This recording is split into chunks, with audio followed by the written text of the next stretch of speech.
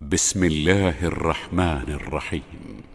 ادع إلى سبيل ربك بالحكمة والموعظة الحسنة وجادلهم بالتي هي أحسن إن ربك هو أعلم بمن ضل عن سبيله وهو أعلم بالمهتدين وإن عاقبتم فعاقبوا بمثل ما عوقبتم به ولئن صبرتم لهو خير للصابرين واصبر وما صبرك إلا بالله ولا تحزن عليهم ولا تك في ضيق مما يمكرون إن الله مع الذين اتقوا والذين هم محسنون.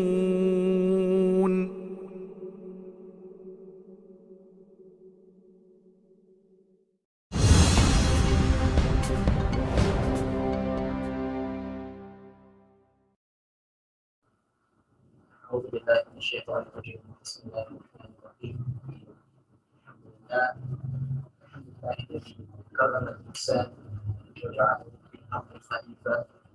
أحمده سبحانه وأشكره على نعمة الإيمان والفضيلة، وأشهد أن لا إله إلا الله وحده لا شريك له له مقصود الخليفة، وأشهد أن سيدنا ونبينا محمدا عبده ورسوله صلى الله عليه وعلى آله وأصحابه ومن تبعهم بإحسان إلى يوم الدين. بعد، السلام عليكم ورحمة الله wabarakatuh. Matapos natin pasalamatan ang Allah subhanahu wa ta'ala at bigyang pagpupugay ang ating propeta na si Propeta Muhammad sallallahu alaihi wasallam, at matapos natin saksihan na walang marapat na sambahin maliban kay Allah subhanahu wa ta'ala, tayo rin ay papasalamat sa pamunuan ng NPO at sa lahat ng mga staff nito sa likod ng kamera sa kanilang initiative sa dakwah na ito. Nawa ang pagpapala ng Allah subhanahu wa ta'ala ay mapasa ng lahat, at magandang hapon sa lahat ng mga tagapakinig dito sa ating pamantayan sa NPO.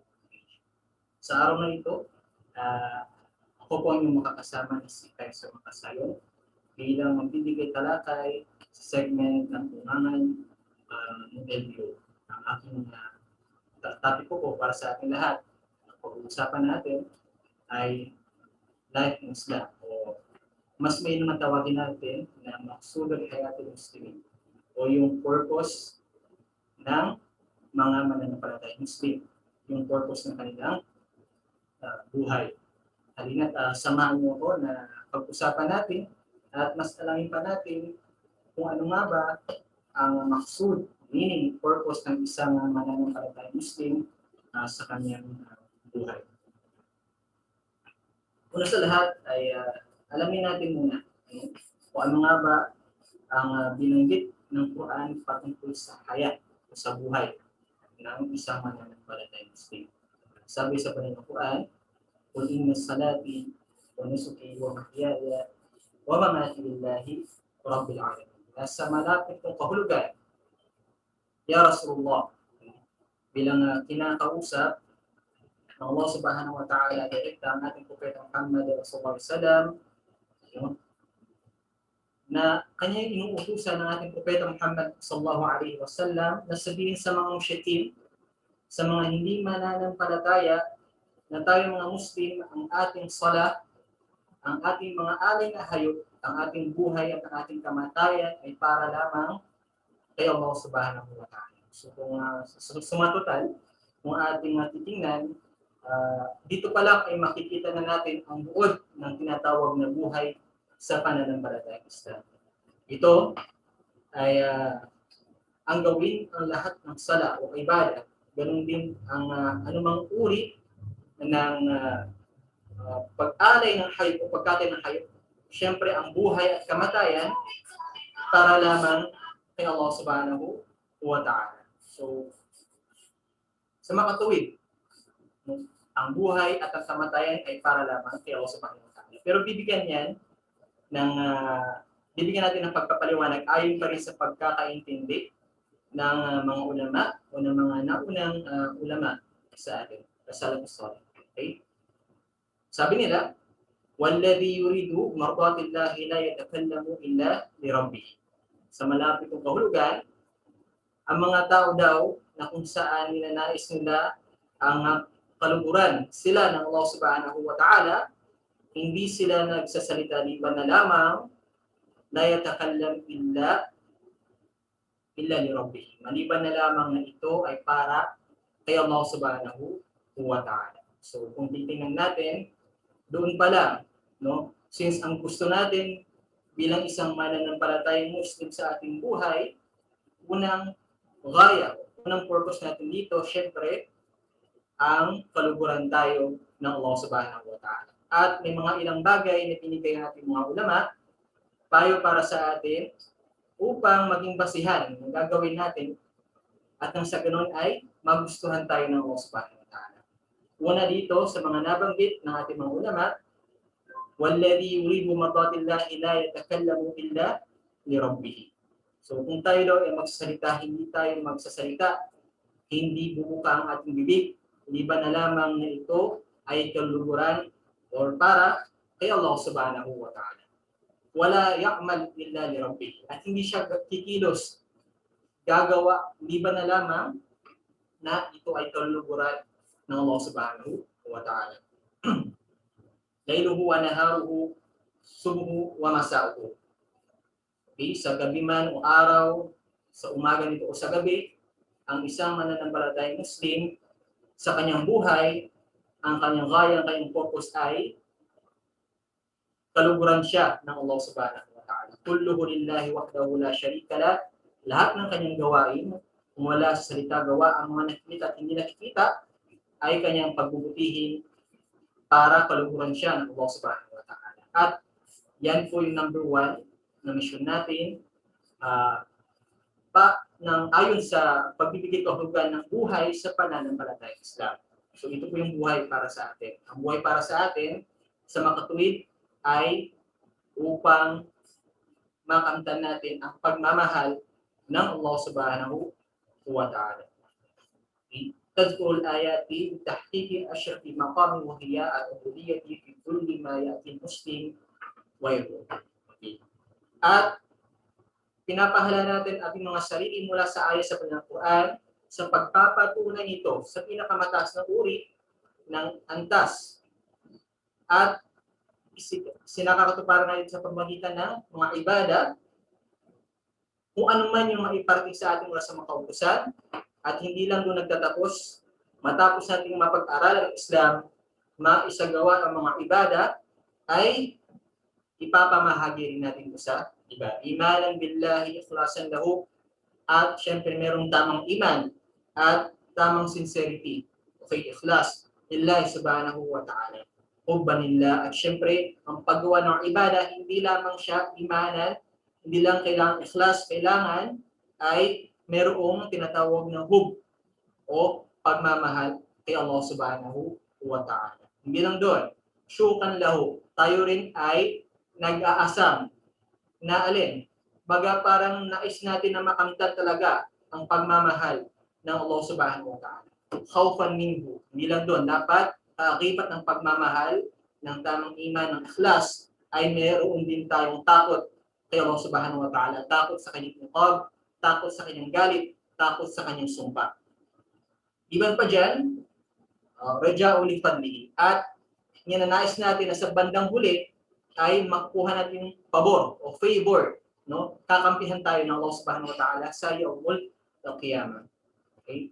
Kabilang sa mga bagay na lugod pa sa atin ng Allah subhanahu wa ta'ala, aklul halal, ito yung pagkain ng mga halal na pagkain. At hindi yan nagtatapos sa mga karne, gulay, etc. Pagkus nagsisimula ang halal na pagkain sa halal na kita natin sa ating mga pamumuhay, sa ating business, sa ating sahod at ano pa man dyan.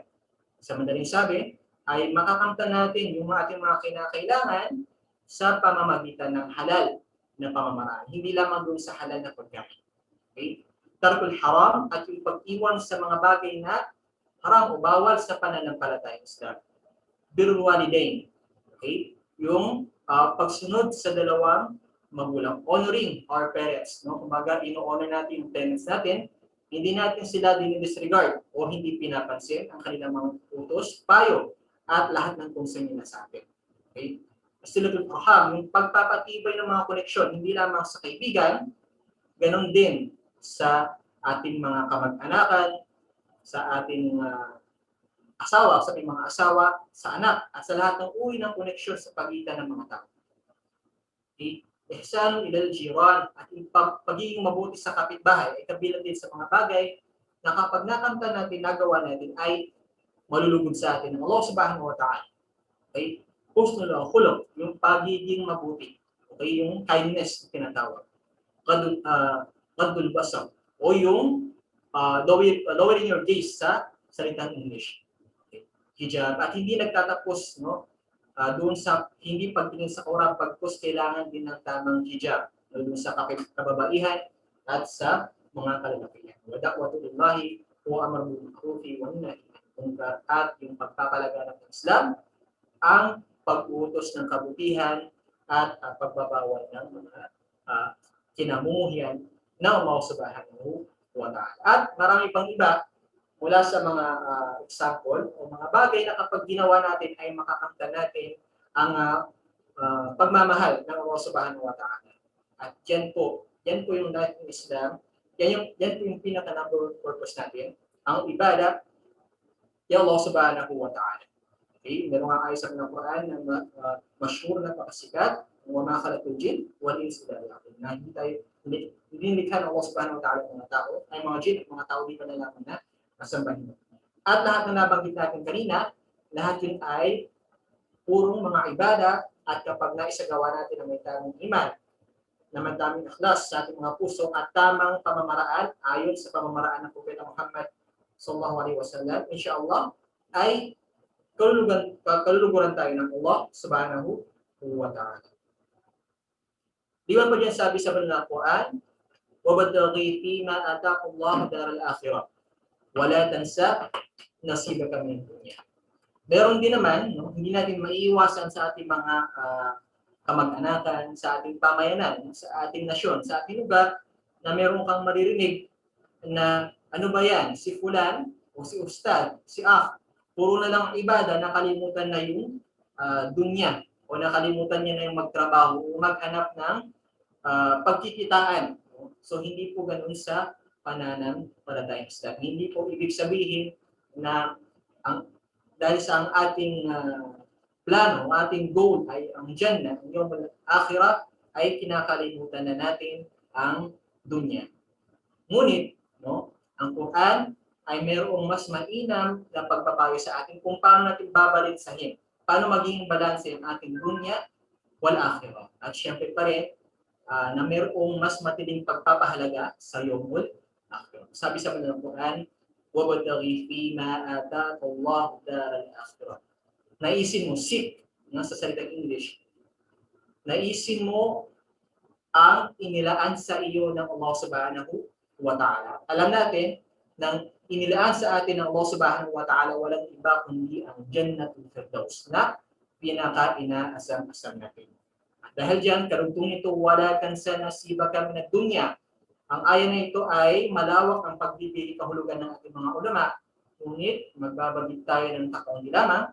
At ang ilan dyan, no, pagkatapos nating naisin ang isang bagay na inihanda sa atin ng Allah subhanahu wa ta'ala, ito ang Jannah, wala tansa nasibaka minad dunya, ay huwag mo rin naman kalimutan na habang pinaplano mo na mapasok sa Jannah, ay gumawa ka ng mga bagay-bagay dito sa mundong ibabaw na kung saan ay magiging dahilan siyempre na makakapasok ka doon sa Jannatul Firdaus. Okay, ulitin natin.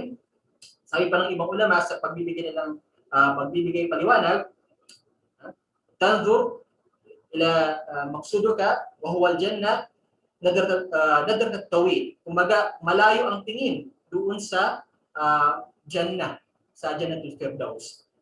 Pero habang ginagawa natin iyon, dito sa mundong ibabaw, ang ginagawa natin ay para makamtan natin yung tinatawag na agenda. Halimbawa, kung tayo ay magbibigay ng zakat, kung tayo ay magsasala, kung tayo ay magpapatayo ng foundation para sa ikabubuti ng marami, kung magpapatayo tayo ng masjid, ito ay para sa ikalulugod ng Allah Subhanahu wa Ta'ala at para tayo ay makapasok sa Jannatul Firdaus. At yan yung payo na pinigay sa atin sa Banal Quran. وَبَتَغِي فِيمَا آتَاكَ اللَّهُ الدَّارَ الْآخِرَةَ. Okay?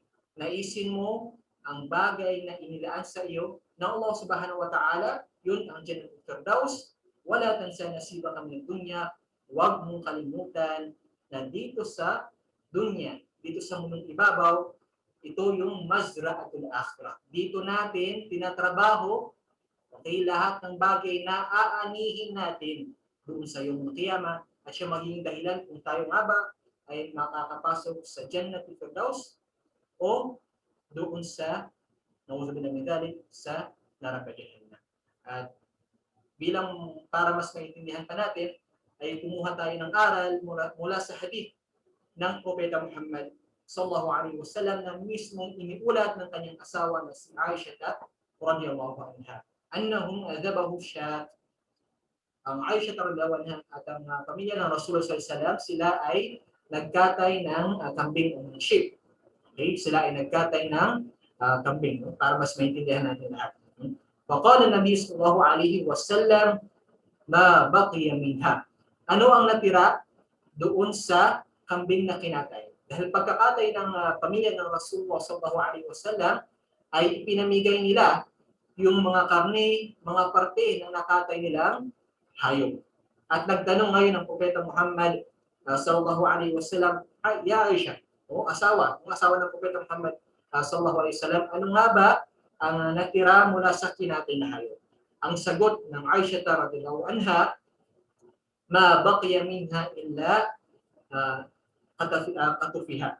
Walang natira maliban na lamang yung parte na buto, no? Kung di ako nagkakamali, ito yung shoulder part, no? O doon sa pinakamanipis na parte ng katay na kambing. Kung saan sa pagpapaliwanag ng mga ulama, kapag kakainin ito ay para bagang ngangat-ngatin mo pa yung buto para makuha lamang yung laman. So ganun kakaunti yung natira sa pamilya ng Propeta Muhammad sallallahu alaihi wasallam. Ngunit hindi yan nagtatapos sa hadith ng Propeta Muhammad sallallahu alaihi wasallam. Sabi ng Rasulullah, qala baqiya kulluha ghayr katifiha. So para kay Propeta Muhammad sallallahu alaihi wasallam, huwa sawab, ito yung tama na paniniwala ng isang Muslim, para sa atin na isang Muslim, ang natira para sa atin ay lahat ng mga ibinibigay natin. Lahat ng sadaqah na naibigay natin, lahat ng zakat na nailabas natin, yun yung natira para sa atin. At lahat ng nawala ay yung kinain natin, ginamit natin, ginastos natin para sa ating mga sarili. Yun yung nawala.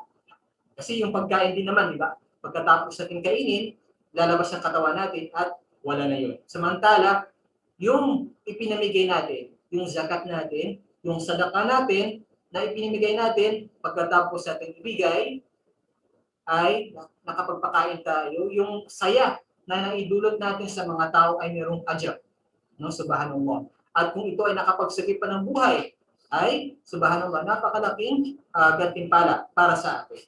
At nawa, no, hingin natin kay Allah Subhanahu wa Ta'ala na ang ating mindset, no, sa pagbibigay ng zakat at sa pagsasagawa ng ibada, ito ay para sa atin, ito ang ating untong, ito yung ating makukuha sa Yawmul Qiyamah. In short po, babalikan natin yung topic natin, life in Islam, o maksudul hayatu fil Islam, wa ghayatul muslimin. Okay? Ano ba yung purpose o yung meaning ng life para sa isang mananampalatayang Muslim?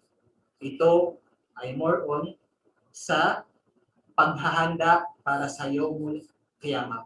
Ang buhay para sa ating mga Muslim ay walang ibang dahilan maliban na lamang na ito ay paghahanda para sa panghabang buhay na pumumuhay natin sa Yawmul Qiyamah. So yun po yung totoong meaning ng buhay para sa isang mananampalatayang Muslim. Pero hindi ibig sabihin yan na hindi tayo magtrabaho, no?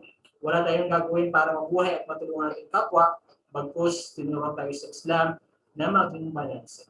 Okay? Waja'alnakum ummatan wasata. Ginawa namin kayo na umma o henerasyon na kung saan mayroong moderation. Okay? Between life dito sa ating pumuhay sa dunya at sa yawmul akhirah. Okay. Bilang matulungan din tayo, no? Kasi hindi natin maiiwasan na mayroong magtatanong, no? Para saan ba yung ibada, yung pagdarasal natin? Tayo nagsasala, tayo nag-fasting, tayo nag-hajj, tayo ay nagkatawang gawa, pero para kanino? Okay? Okay, bakit kinakailangan ba ng Allah Subhanahu wa Ta'ala yung ating mga sala? Kapag hindi ba tayo nagsala, mababawasan ng Allah Subhanahu wa Ta'ala ang kanyang kapangyarihan? Ang sagot po ay hindi.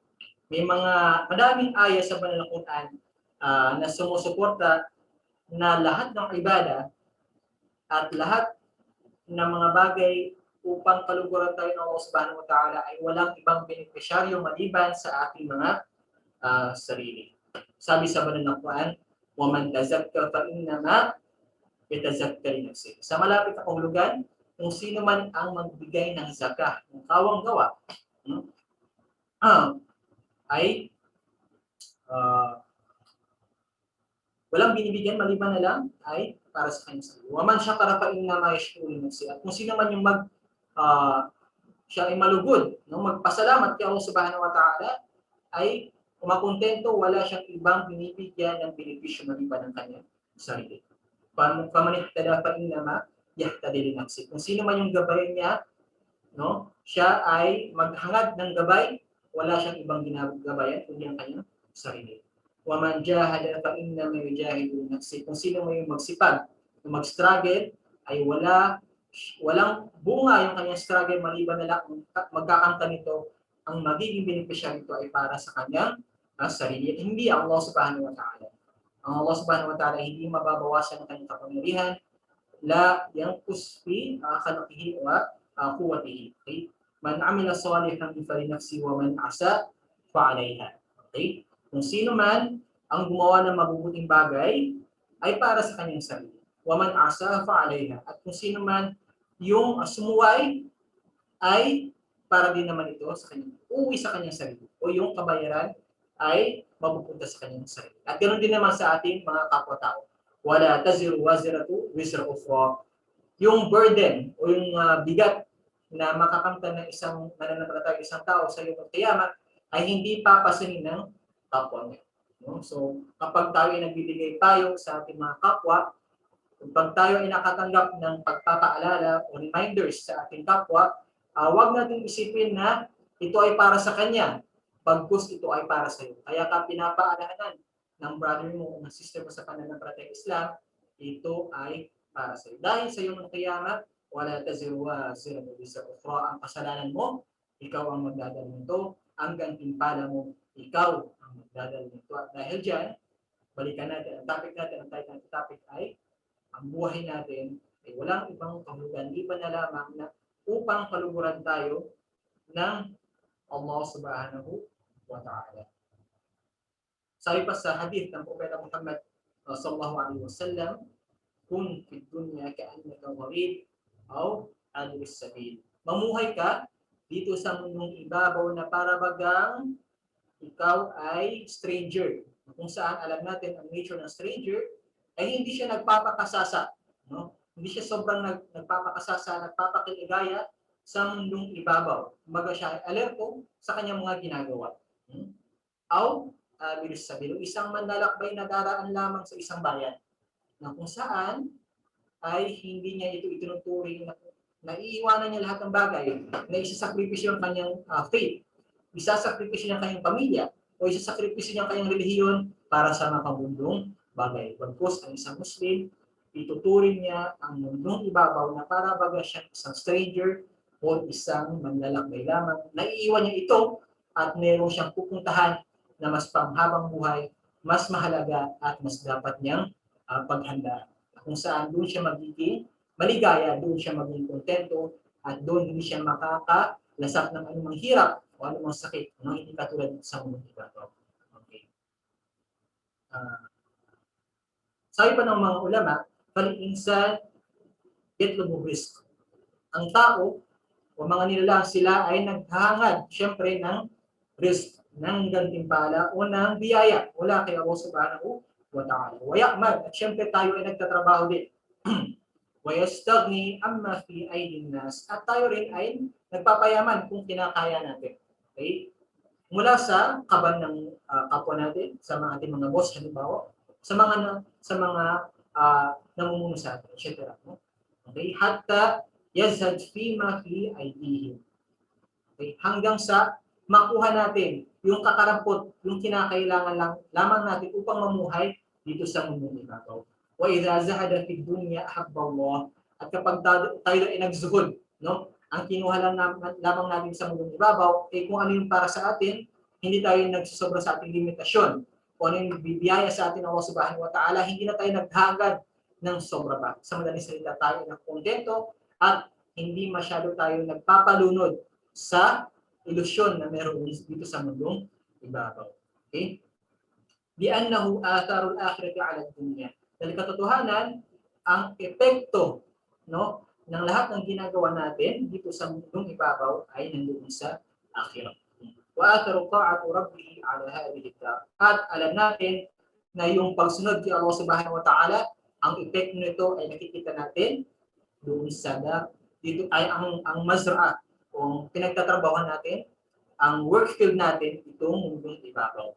Walaysa ma'nahu at hindi ibig sabihin na ang ating ating purpose ay ang akhirat, ay iiwanan natin yung dunya. Hindi natin pwede iwanan ng dunya dahil dito tayo nagtatrabaho. Dito natin isinasagawa ang mga bagay-bagay upang kaluguran tayo ng Allah subhanahu wa ta'ala. So ganun po yun para mabalance natin, no? Hindi natin pwede iwanan ng dunya. Na? Makikita natin na hindi na nagtatrabaho, hindi na siya gumagawa ng paraan para mamuhay sa mundong ibabaw. Pagkus yun po ay salungat sa paniniwala ng pananampalataya Islam. Pagkus la natrukuhu, ma'anahu la at-tar. Hindi natin iiwanan ang dunya, bagkus tayo ay magsisipag dito magtrabaho upang kaluguran tayo ng Allah subhanahu wa ta'ala. Bal ya'mal, yatasabbabu wa ya'khud bi asbabil rizq. Okay.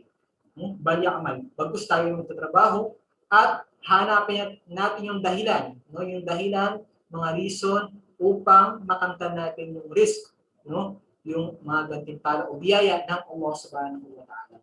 Minal bay'i wa shira, mula sa pagbebenta, o di kaya naman yung pangangalakal, wan nijara, o di kaya naman sa yung craftsmanship, o yung anything na may kinalaman sa production, wal hidada, o yung sa welding, o di kaya sa paggawa ng mga machines, no? O factory, etc. Okay? Ila kayo din at mga iba pang bagay na katulad ng paghahanap buhay.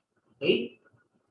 Tama kala sallallahu alaihi wasallam, sabi ng Propeta Muhammad sallallahu alaihi wasallam, ihris ala ma yanfa'uk, pangalagaan mo yung mga bagay-bagay na mayroong pakinabang sa iyo. Hindi lamang dito sa mundong ibabaw, lalo't higit lalo doon sa yawmul qiyamah. Wasta'in billah, at ikaw ay magpa-kupkup kay Allah subhanahu wa ta'ala. Pagkatapos mo ng sabab, ng dahilan para sa iyong trabaho, para sa iyong ibada, ay magpakukup tayo lahat kay Allah subhanahu wa ta'ala. Nawa, lahat ng mga amal na salih, lahat ng mga niya natin na gumawa pa ng mga mabubuting bagay ay maisakatuparan natin at tanggapin siyempre sa atin ng Allah subhanahu wa ta'ala. At dyan po nagtatapos ang maikling payo natin patungkol sa life in Islam, umaksud al ghaitul muslim fi hayatin dunya. At pinabati po namin ang mga viewers natin si Hashim B. Mantikayan, si Guzman Murod, kay Sir Turkey Satar, at si Maylene Manalindo, Nino Kambang, okay, watching from Kuwait. No? So, lahat ng mga nanonood at sumubaybay sa atin dito sa ating programa sa NBO, no? Maraming salamat. Jazakumullahu khairan jazaa sa pag-panonood at pagsuporta dito sa ating panuntunan. Syukran.